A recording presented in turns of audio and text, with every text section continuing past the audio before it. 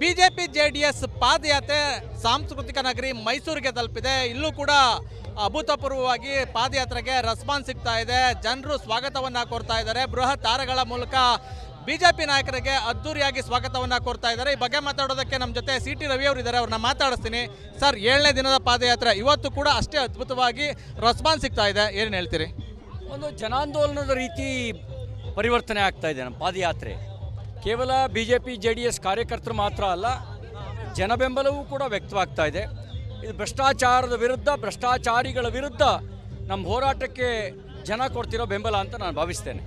Sir, ಜನಾಂದೋಲನ ಆಗಿ ನಿಮ್ಮ ಹೋರಾಟ ಅಂದರೆ ಪರಿವರ್ತನೆ ಆಗ್ತಾ ಇದೆ ಅಂತೀರಿ. ಅವರು ಜನಾಂದೋಲನ ಮಾಡ್ತಾ ಇದ್ದಾರೆ ಕಾಂಗ್ರೆಸ್ನವರು. ಅವರು ಮರ್ತು ಬಿಟ್ಟಿದ್ದಾರೆ. They are ruling party, they are not opposition party. CM ಅನ್ಕೊಂಡ್ಬಿಟ್ಟಿದ್ದಾರೆ ನಾನಿನ್ನೂ ಅಪೋಸಿಷನ್ ಪಾರ್ಟಿ ಲೀಡರ್ ಆಗಿದ್ದೀನಿ ಅಂತ ಹೇಳಿ.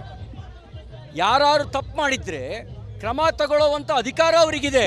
ಬಾಯಿ ಬಡ್ಕೊಳ್ಬೇಕಾದ ಅವಶ್ಯಕತೆ ಇಲ್ಲ. ಈಗ ಅವರು ಭ್ರಷ್ಟಾಚಾರವನ್ನು ಮುಚ್ಕೊಳ್ಳೋಕ್ಕೋಸ್ಕರ ಮಾಡ್ತಿರುವಂಥ ಒಂದು ಪ್ರಯತ್ನ, ಒಂದು ಸಭೆ, ಅದು ಬಿಟ್ಟರೆ ಇನ್ನೇನೂ ಇಲ್ಲ. DK ಶಿವಕುಮಾರ್ ಅವರು ಹೇಳ್ತಾನೆ ಇರ್ತಾರೆ ಸರ್, BJP ಅವಧಿಯ ಹಗರಣಗಳನ್ನು ಬಿಚ್ಚಿಡ್ತೀವಿ ಅಂತ. ನಾನು ಹೇಳೋದಂದರೆ, DK Shivakumar, you are deputy CM, not opposition party leader. Why should you act just like a opposition party leader? You are deputy CM. You can take action. ಯಾರು ತಪ್ಪು ಮಾಡಿದರೆ ಕ್ರಮ ತಗೊಳ್ಳೋ ಅಧಿಕಾರ ನಿಮಗೆ ಕೊಟ್ಟಿದ್ದಾನೆ. ನೀವೇ ಕಾಂಗ್ರೆಸ್ನವ್ರು ಅಪೋಸಿಷನ್ ಪಾರ್ಟಿ ಥರ ಆಡ್ತಾ ಇದ್ದೀರಿ. ನೀವು ಈಗ ಸಭೆ ಮಾಡ್ತಿರೋದು ಭ್ರಷ್ಟಾಚಾರಿಗಳಿಗಾಗಿ, ಭ್ರಷ್ಟಾಚಾರಕ್ಕೋಸ್ಕರ, ಭ್ರಷ್ಟಾಚಾರದ ಸಮರ್ಥನೆಗೆ ಮಾಡ್ತಿರುವಂಥ ಸಭೆ ಇದು. ಅದು ಬಿಟ್ಟರೆ ಇನ್ನೇನೂ ಇಲ್ಲ. ಈಗ ನೀವು ನಿಜವಾಗ್ಲೂ ನಿಮ್ಮ ಹೇಳಿಕೆಗಳಲ್ಲಿ ಸತ್ವ ಇದ್ದಿದ್ದರೆ ನೀವು ಡೈರೆಕ್ಟ್ ಆಕ್ಷನ್ ಮಾಡ್ಬೋದು. BJP ಸರ್ಕಾರದ ಅವಧಿಯಲ್ಲಿ ನಡೆದಂಥ ಹಗರಣಗಳನ್ನು ಮುಚ್ಚಿ ಹಾಕೋದಕ್ಕೆ ನಡೀತಾ ಇರುವಂಥ ಪಾದಯಾತ್ರೆ. ಈಗ ಅವ್ರು ಹೇಳಿದ್ನಲ್ಲ, ಈ ರಾಜ್ಯದಲ್ಲಿ ಆಡಳಿತ ಪಕ್ಷ ಯಾರು? ಕಾಂಗ್ರೆಸ್ಸು. ನಾವ್ಯಾಕೆ ಮುಚ್ಚಾಕಕ್ಕೆ ಪಾದಯಾತ್ರೆ ಮಾಡಬೇಕು? ನಿಮ್ಮ ಹಗರಣ ಬಿಚ್ಚಿಡಕ್ಕೆ ನಾವು ಪಾದಯಾತ್ರೆ ಮಾಡ್ತಿರೋದು. ನೀವು ವಿಧಾನಸಭೆ, ವಿಧಾನ ಪರಿಷತ್ನಲ್ಲಿ ನಮ್ಮ ಆರೋಪ ಕೇಳಲಿಕ್ಕೆ, ಪ್ರಶ್ನೆಗಳನ್ನು ಸ್ವೀಕಾರ ಮಾಡೋಕ್ಕೆ ನೀವು ತಯಾರಿರಲಿಲ್ಲ. ಯಾಕೆಂದರೆ ನಿಮಗೆ ಗೊತ್ತಿತ್ತು ನೀವು ಹಗರಣ ಮಾಡಿದ್ದೀರಿ, ತಪ್ಪು ಮಾಡಿದ್ದೀರಿ, ಸಿಗಾಕೊಂಡಿದ್ದೀರಿ, ಅಂಗೈ ಹುಣ್ಣಿಗೆ ಕನ್ನಡಿ ಹಿಡಿಬೇಕಾದ ಅವಶ್ಯಕತೆ ಇಲ್ಲ. ಹಾಗಾಗಿ ನೀವು ತಪ್ಪು ಮಾಡಿದ್ದೀರಿ ಅಂತ ಗೊತ್ತು, ಅದಕ್ಕೆ ಪಲಾಯನ ಮಾಡಿದ್ರಿ. ಪಲಾಯನ ಮಾಡಿ ಈಗ ಬಂದು ಹೊರಗಡೆ ಸಭೆ ಅಂತ ಹೇಳಿದ್ರೆ ಯಾರು ನಂಬ್ತಾರೆ? ಕಾಂಗ್ರೆಸ್ನವ್ರನ್ನ ಯಾರು ನಂಬೋರು? ಯಾರು ಅವ್ರನ್ನ? ಒಂದು ಸುಳ್ಳನ್ನು 100 ಬಾರಿ ಸುಳ್ಳು ಹೇಳುವ ಪ್ರಕಾರ ನಿಜ ಮಾಡೋ ಕೊಟ್ಟಿದ್ದಾರೆ. ಕಾಂಗ್ರೆಸ್ನ ಮಂದೇವರೇ ಸುಳ್ಳು, ಸುಳ್ಳೇ ಮಂದೇವರು, ಸುಳ್ಳನ್ನೇ ಮಂದೇವರಾಗಿ ಇಟ್ಕೊಂಡಿರೋರು ಕಾಂಗ್ರೆಸ್ನವರು. ಅವ್ರ ಮಂದೇವರೇ ಸುಳ್ಳು. ಆ ಮಾತು ಅವ್ರಿಗೆ ಅನ್ವಯ ಆಗುತ್ತೆ. ಹೇಳ, CAA ಸಂದರ್ಭದಲ್ಲಿ ಏನು ಹೇಳಿದ್ರು? CAA ಸಂದರ್ಭದಲ್ಲಿ ಇಲ್ಲಿರೋ ಸಾಬ್ರನ್ನೆಲ್ಲ ಓಡಿಸ್ಬಿಡ್ತಾರೆ ಅಂತ ಹೇಳಿ ಅಪಪ್ರಚಾರ ಮಾಡಿದ್ರು. ಸುಳ್ಳಲ್ವಾ ಅದು? ಕೋವಿಡ್ ವ್ಯಾಕ್ಸಿನ್ ಬಂದಾಗ ಇದನ್ನು ಹಾಕಿಸ್ಕೊಂಬಿಡಿ, ಹಾಕಿಸ್ಕೊಂಡ್ರೆ ನಿಮಗೆ ಮಕ್ಕಳೇ ಆಗಲ್ಲ ಅಂತ ಹೇಳಿದ್ರು, ಸತ್ತು ಹೋಗ್ಬಿಡ್ತೀರಿ ಅಂತ ಹೇಳಿದರು. ಈ ಅಪಪ್ರಚಾರ ಮಾಡಿದವ್ರು ಇವರೇ ಅಲ್ತಾನೆ, ಇವ್ರದೇ ಪಾರ್ಟಿ ಲೀಡರ್ಗಳು ತಾನೆ. ಹಾಗಾಗಿ ಸುಳ್ಳೇ ಇವ್ರ ಮನದೇವರು. ಕಾಂಗ್ರೆಸ್ಸು ಮತ್ತು ಸುಳ್ಳು, ಕಾಂಗ್ರೆಸ್ಸು ಮತ್ತು ಭ್ರಷ್ಟಾಚಾರ ಒಂದು ನಾಣ್ಯದ ಎರಡು ಮುಖಗಳ ಥರ. ನೀವು ಸಿದ್ದರಾಮಯ್ಯ ಅವರು ರಾಜೀನಾಮೆ ಗೊತ್ತಾಯಿಸ್ತಾ ಇದ್ದೀರಿ, ಆದರೆ ನಾನು ರಾಜೀನಾಮೆ ಕೊಡಲ್ಲ, ನಾನು ಯಾಕೆ ಕೊಡಬೇಕು ಅಂತ ಹೇಳ್ತಾರೆ. ಇದು ಬಂಡತನದ ಪರಮಾವಧಿ. ಬಂಡತನದ ಪರಮಾವಧಿ ಇದ್ದವರು ಮಾತ್ರ ಹೀಗೆ ಹೇಳಲಿಕ್ಕೆ ಸಾಧ್ಯ. ಅದೇ ಅಪೋಸಿಷನ್ ಪಾರ್ಟಿ ಲೀಡರ್ ಆಗಿದ್ದಾಗ ಸಿದ್ದರಾಮಯ್ಯನವ್ರು ಏನು ಹೇಳ್ತಿದ್ರು? ಕೊಡಲೇಬೇಕು, ಯು ಮಸ್ಟ್ ಗಿವ್ ರಿಸಿಗ್ನೇಷನ್ ಅಂತ ಹೇಳಿದ್ರ ಇಲ್ವೋ? ಅದೇ ಮಾತನ್ನ ಅವ್ರಿಗೆ ವಾಪಸ್ ಕೇಳ್ತಾ ಇದ್ದೀವಿ. ರಾಜೀನಾಮೆ ಕೊಡೋವರೆಗೂ ನೀವು ಬಿಡಲ್ವಾ? ನೋಡಿ, ತಪ್ಪು ಮಾಡಿದಾರ್ರಿ. ಈಗ ಮೂಡಾದಲ್ಲಿ ಅವ್ರ ಪತ್ನಿಗೆ ಮಾತ್ರ 14 ಸೈಟು. ಯಾವುದೇ ಒಂದು ನಿಯಮ ಬಂದಾಗ ಅದು ಪ್ರಾಸ್ಪೆಕ್ಟಿವ್ ಇರುತ್ತೆ, ರೆಟ್ರಾಸ್ಪೆಕ್ಟಿವ್ ಅಲ್ಲ. ಯಾವತ್ತು ಗೆಜೆಟ್ ನೋಟಿಫಿಕೇಷನ್ ಆಗುತ್ತೆ ಅವತ್ತಿಂದ ಅನ್ವಯ ಆಗುವಂಥ ನಿಯಮಗಳು ಬರ್ತವೆ. ಇವರು ಯಾವುದೋ ಕಾಲದಕ್ಕೆಲ್ಲ ಅನ್ವಯ ಮಾಡಿ ಇವರೊಬ್ಬರಿಗೆ ಯಾಕೆ ಅನ್ವಯ ಮಾಡಿದ್ದಾರೆ? ಎಲ್ರಿಗೂ ಮಾಡಬೇಕಿತ್ತು. ಇಲ್ಲೇ ಭ್ರಷ್ಟಾಚಾರ ನಡೆದಿದೆ.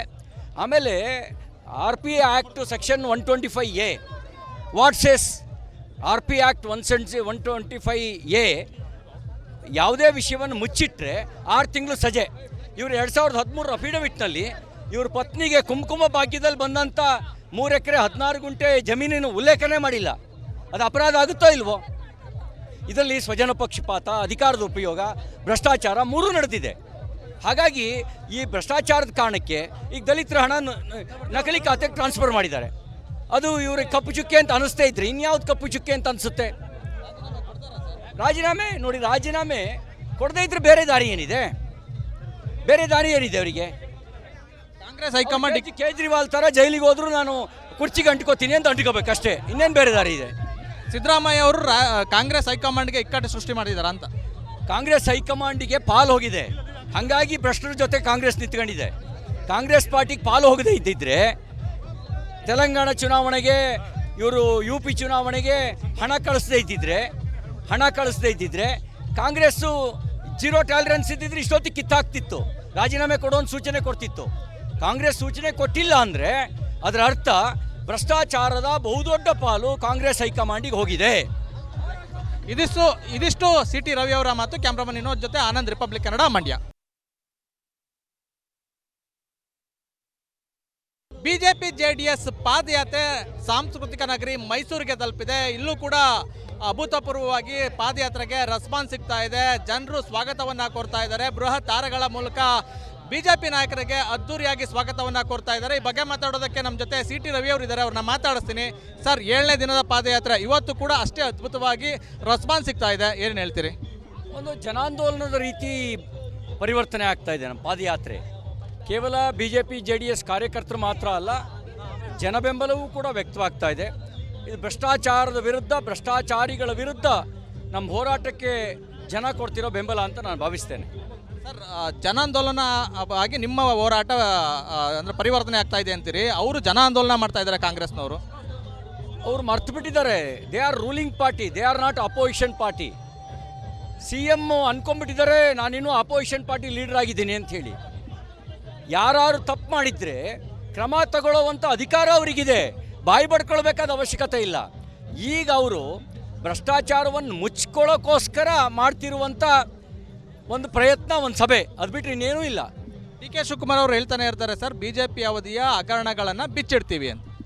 ನಾನು ಹೇಳೋದಂದರೆ DK Shivakumar, you are deputy CM, not opposition party leader.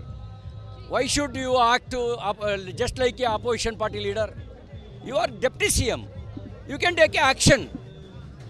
ಯಾರು ತಪ್ಪು ಮಾಡಿದರೆ ಕ್ರಮ ತಗೊಳ್ಳೋ ಅಧಿಕಾರ ನಿಮಗೆ ಕೊಟ್ಟಿದ್ದಾನೆ. ನೀವೇ ಕಾಂಗ್ರೆಸ್ನವ್ರು ಅಪೋಸಿಷನ್ ಪಾರ್ಟಿ ಥರ ಆಡ್ತಾ ಇದ್ದೀರಿ. ನೀವು ಈಗ ಸಭೆ ಮಾಡ್ತಿರೋದು ಭ್ರಷ್ಟಾಚಾರಿಗಳಿಗಾಗಿ, ಭ್ರಷ್ಟಾಚಾರಕ್ಕೋಸ್ಕರ, ಭ್ರಷ್ಟಾಚಾರದ ಸಮರ್ಥನೆಗೆ ಮಾಡ್ತಿರುವಂಥ ಸಭೆ ಇದು. ಅದು ಬಿಟ್ಟರೆ ಇನ್ನೇನೂ ಇಲ್ಲ. ಈಗ ನೀವು ನಿಜವಾಗ್ಲೂ ನಿಮ್ಮ ಹೇಳಿಕೆಗಳಲ್ಲಿ ಸತ್ವ ಇದ್ದಿದ್ದರೆ ನೀವು ಡೈರೆಕ್ಟ್ ಆಕ್ಷನ್ ಮಾಡ್ಬೋದು. BJP ಸರ್ಕಾರದ ಅವಧಿಯಲ್ಲಿ ನಡೆದಂಥ ಹಗರಣಗಳನ್ನು ಮುಚ್ಚಿ ಹಾಕೋದಕ್ಕೆ ನಡೀತಾ ಇರುವಂಥ ಪಾದಯಾತ್ರೆ. ಈಗ ಅವ್ರು ಹೇಳಿದ್ನಲ್ಲ, ಈ ರಾಜ್ಯದಲ್ಲಿ ಆಡಳಿತ ಪಕ್ಷ ಯಾರು? ಕಾಂಗ್ರೆಸ್ಸು. ನಾವ್ಯಾಕೆ ಮುಚ್ಚಾಕಕ್ಕೆ ಪಾದಯಾತ್ರೆ ಮಾಡಬೇಕು? ನಿಮ್ಮ ಹಗರಣ ಬಿಚ್ಚಿಡಕ್ಕೆ ನಾವು ಪಾದಯಾತ್ರೆ ಮಾಡ್ತಿರೋದು. ನೀವು ವಿಧಾನಸಭೆ, ವಿಧಾನ ಪರಿಷತ್ನಲ್ಲಿ ನಮ್ಮ ಆರೋಪ ಕೇಳಲಿಕ್ಕೆ, ಪ್ರಶ್ನೆಗಳನ್ನು ಸ್ವೀಕಾರ ಮಾಡೋಕ್ಕೆ ನೀವು ತಯಾರಿರಲಿಲ್ಲ. ಯಾಕೆಂದರೆ ನಿಮಗೆ ಗೊತ್ತಿತ್ತು ನೀವು ಹಗರಣ ಮಾಡಿದ್ದೀರಿ, ತಪ್ಪು ಮಾಡಿದ್ದೀರಿ, ಸಿಗಾಕೊಂಡಿದ್ದೀರಿ, ಅಂಗೈ ಹುಣ್ಣಿಗೆ ಕನ್ನಡಿ ಹಿಡಿಬೇಕಾದ ಅವಶ್ಯಕತೆ ಇಲ್ಲ. ಹಾಗಾಗಿ ನೀವು ತಪ್ಪು ಮಾಡಿದ್ದೀರಿ ಅಂತ ಗೊತ್ತು, ಅದಕ್ಕೆ ಪಲಾಯನ ಮಾಡಿದ್ರಿ. ಪಲಾಯನ ಮಾಡಿ ಈಗ ಬಂದು ಹೊರಗಡೆ ಸಭೆ ಅಂತ ಹೇಳಿದ್ರೆ ಯಾರು ನಂಬ್ತಾರೆ? ಕಾಂಗ್ರೆಸ್ನವ್ರನ್ನ ಯಾರು ನಂಬೋರು? ಯಾರು ಅವ್ರನ್ನ? ಒಂದು ಸುಳ್ಳನ್ನು 100 ಬಾರಿ ಸುಳ್ಳು ಹೇಳುವ ಪ್ರಕಾರ ನಿಜ ಮಾಡೋ ಕೊಟ್ಟಿದ್ದಾರೆ. ಕಾಂಗ್ರೆಸ್ನ ಮಂದೇವರೇ ಸುಳ್ಳು, ಸುಳ್ಳೇ ಮಂದೇವರು, ಸುಳ್ಳನ್ನೇ ಮಂದೇವರಾಗಿ ಇಟ್ಕೊಂಡಿರೋರು ಕಾಂಗ್ರೆಸ್ನವರು. ಅವ್ರ ಮಂದೇವರೇ ಸುಳ್ಳು. ಆ ಮಾತು ಅವ್ರಿಗೆ ಅನ್ವಯ ಆಗುತ್ತೆ. ಹೇಳ CAA ಸಂದರ್ಭದಲ್ಲಿ ಏನು ಹೇಳಿದ್ರು? CAA ಸಂದರ್ಭದಲ್ಲಿ ಇಲ್ಲಿರೋ ಸಾಬ್ರನ್ನೆಲ್ಲ ಓಡಿಸ್ಬಿಡ್ತಾರೆ ಅಂತ ಹೇಳಿ ಅಪಪ್ರಚಾರ ಮಾಡಿದ್ರು. ಸುಳ್ಳಲ್ವಾ ಅದು? ಕೋವಿಡ್ ವ್ಯಾಕ್ಸಿನ್ ಬಂದಾಗ ಇದನ್ನು ಹಾಕ್ಸ್ಕೊಂಬಿಡಿ, ಹಾಕಿಸ್ಕೊಂಡ್ರೆ ನಿಮಗೆ ಮಕ್ಕಳೇ ಆಗಲ್ಲ ಅಂತ ಹೇಳಿದ್ರು, ಸತ್ತು ಹೋಗ್ಬಿಡ್ತೀರಿ ಅಂತ ಹೇಳಿದರು. ಈ ಅಪಪ್ರಚಾರ ಮಾಡಿದವ್ರು ಇವರೇ ಅಲ್ತಾನೆ, ಇವ್ರದೇ ಪಾರ್ಟಿ ಲೀಡರ್ಗಳು ತಾನೆ. ಹಾಗಾಗಿ ಸುಳ್ಳೇ ಇವ್ರ ಮನದೇವರು. ಕಾಂಗ್ರೆಸ್ಸು ಮತ್ತು ಸುಳ್ಳು, ಕಾಂಗ್ರೆಸ್ಸು ಮತ್ತು ಭ್ರಷ್ಟಾಚಾರ ಒಂದು ನಾಣ್ಯದ ಎರಡು ಮುಖಗಳ ಥರ. ನೀವು ಸಿದ್ದರಾಮಯ್ಯ ಅವರು ರಾಜೀನಾಮೆ ಗೊತ್ತಾಯಿಸ್ತಾ ಇದ್ದೀರಿ, ಆದರೆ ನಾನು ರಾಜೀನಾಮೆ ಕೊಡಲ್ಲ, ನಾನು ಯಾಕೆ ಕೊಡಬೇಕು ಅಂತ ಹೇಳ್ತಾರೆ. ಇದು ಬಂಡತನದ ಪರಮಾವಧಿ. ಬಂಡತನದ ಪರಮಾವಧಿ ಇದ್ದವರು ಮಾತ್ರ ಹೀಗೆ ಹೇಳಲಿಕ್ಕೆ ಸಾಧ್ಯ. ಅದೇ ಅಪೋಸಿಷನ್ ಪಾರ್ಟಿ ಲೀಡರ್ ಆಗಿದ್ದಾಗ ಸಿದ್ದರಾಮಯ್ಯನವ್ರು ಏನು ಹೇಳ್ತಿದ್ರು? ಕೊಡಲೇಬೇಕು, ಯು ಮಸ್ಟ್ ಗಿವ್ ರಿಸಿಗ್ನೇಷನ್ ಅಂತ ಹೇಳಿದ್ರೆ ಇಲ್ವೋ? ಅದೇ ಮಾತನ್ನ ಅವ್ರಿಗೆ ವಾಪಸ್ ಕೇಳ್ತಾ ಇದ್ದೀವಿ. ರಾಜೀನಾಮೆ ಕೊಡೋವರೆಗೂ ನೀವು ಬಿಡಲ್ವಾ? ನೋಡಿ, ತಪ್ಪು ಮಾಡಿದಾರ್ರಿ. ಈಗ ಮೂಡಾದಲ್ಲಿ ಅವ್ರ ಪತ್ನಿಗೆ ಮಾತ್ರ 14 ಸೈಟು. ಯಾವುದೇ ಒಂದು ನಿಯಮ ಬಂದಾಗ ಅದು ಪ್ರಾಸ್ಪೆಕ್ಟಿವ್ ಇರುತ್ತೆ, ರೆಟ್ರಾಸ್ಪೆಕ್ಟಿವ್ ಅಲ್ಲ. ಯಾವತ್ತು ಗೆಜೆಟ್ ನೋಟಿಫಿಕೇಷನ್ ಆಗುತ್ತೆ ಅವತ್ತಿಂದ ಅನ್ವಯ ಆಗುವಂಥ ನಿಯಮಗಳು ಬರ್ತವೆ. ಇವರು ಯಾವುದೋ ಕಾಲದಕ್ಕೆಲ್ಲ ಅನ್ವಯ ಮಾಡಿ ಇವರೊಬ್ಬರಿಗೆ ಯಾಕೆ ಅನ್ವಯ ಮಾಡಿದ್ದಾರೆ, ಎಲ್ರಿಗೂ ಮಾಡಬೇಕಿತ್ತು. ಇಲ್ಲೇ ಭ್ರಷ್ಟಾಚಾರ ನಡೆದಿದೆ. ಆಮೇಲೆ RP act section 125A what says RP act 125A ಯಾವುದೇ ವಿಷಯವನ್ನು ಮುಚ್ಚಿಟ್ರೆ 6 ತಿಂಗಳು ಸಜೆ. ಇವರು 2013 ಅಫಿಡವಿಟ್ನಲ್ಲಿ ಇವ್ರ ಪತ್ನಿಗೆ ಕುಂಕುಮ ಭಾಗ್ಯದಲ್ಲಿ ಬಂದಂಥ 3 ಎಕರೆ 16 ಗುಂಟೆ ಜಮೀನಿನ ಉಲ್ಲೇಖನೇ ಮಾಡಿಲ್ಲ. ಅದು ಅಪರಾಧ ಆಗುತ್ತೋ ಇಲ್ವೋ? ಇದರಲ್ಲಿ ಸ್ವಜನ ಪಕ್ಷಪಾತ, ಅಧಿಕಾರದ ಉಪಯೋಗ, ಭ್ರಷ್ಟಾಚಾರ 3 ನಡೆದಿದೆ. ಹಾಗಾಗಿ ಈ ಭ್ರಷ್ಟಾಚಾರದ ಕಾರಣಕ್ಕೆ ಈಗ ದಲಿತರ ಹಣ ನಕಲಿ ಖಾತೆಗೆ ಟ್ರಾನ್ಸ್ಫರ್ ಮಾಡಿದ್ದಾರೆ.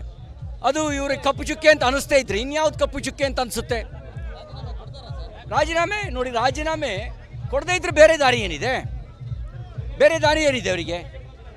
ಕಾಂಗ್ರೆಸ್ ಹೈಕಮಾಂಡ್ ಕೇಜ್ರಿವಾಲ್ ಥರ ಜೈಲಿಗೆ ಹೋದ್ರು ನಾನು ಕುರ್ಚಿಗೆ ಅಂಟ್ಕೋತೀನಿ ಅಂತ ಅಂಟ್ಕೋಬೇಕಷ್ಟೇ, ಇನ್ನೇನು ಬೇರೆ ದಾರಿ ಇದೆ? ಸಿದ್ದರಾಮಯ್ಯ ಅವರು ಕಾಂಗ್ರೆಸ್ ಹೈಕಮಾಂಡ್ಗೆ ಇಕ್ಕಟ್ಟು ಸೃಷ್ಟಿ ಮಾಡಿದಾರ ಅಂತ. ಕಾಂಗ್ರೆಸ್ ಹೈಕಮಾಂಡಿಗೆ ಪಾಲು ಹೋಗಿದೆ, ಹಾಗಾಗಿ ಭ್ರಷ್ಟರ ಜೊತೆ ಕಾಂಗ್ರೆಸ್ ನಿಂತ್ಕೊಂಡಿದೆ. ಕಾಂಗ್ರೆಸ್ ಪಾರ್ಟಿಗೆ ಪಾಲು ಹೋಗದೇ ಇದ್ದಿದ್ರೆ ತೆಲಂಗಾಣ ಚುನಾವಣೆಗೆ ಇವರು UP ಚುನಾವಣೆಗೆ ಹಣ ಕಳಿಸದೇ ಇದ್ದಿದ್ರೆ ಕಾಂಗ್ರೆಸ್ಸು 0 ಟಾಲರೆನ್ಸ್ ಇದ್ದಿದ್ರೆ ಇಷ್ಟೊತ್ತಿಗೆ ಕಿತ್ತಾಗ್ತಿತ್ತು, ರಾಜೀನಾಮೆ ಕೊಡೋ ಸೂಚನೆ ಕೊಡ್ತಿತ್ತು. ಕಾಂಗ್ರೆಸ್ ಸೂಚನೆ ಕೊಟ್ಟಿಲ್ಲ ಅಂದರೆ ಅದರ ಅರ್ಥ ಭ್ರಷ್ಟಾಚಾರದ ಬಹುದೊಡ್ಡ ಪಾಲು ಕಾಂಗ್ರೆಸ್ ಹೈಕಮಾಂಡಿಗೆ ಹೋಗಿದೆ. ಇದಿಷ್ಟು CT ರವಿ ಅವರ ಮಾತು. ಕ್ಯಾಮ್ರಾಮನ್ ವಿನೋದ್ ಜೊತೆ ಆನಂದ್, ರಿಪಬ್ಲಿಕ್ ಕನ್ನಡ, ಮಂಡ್ಯ.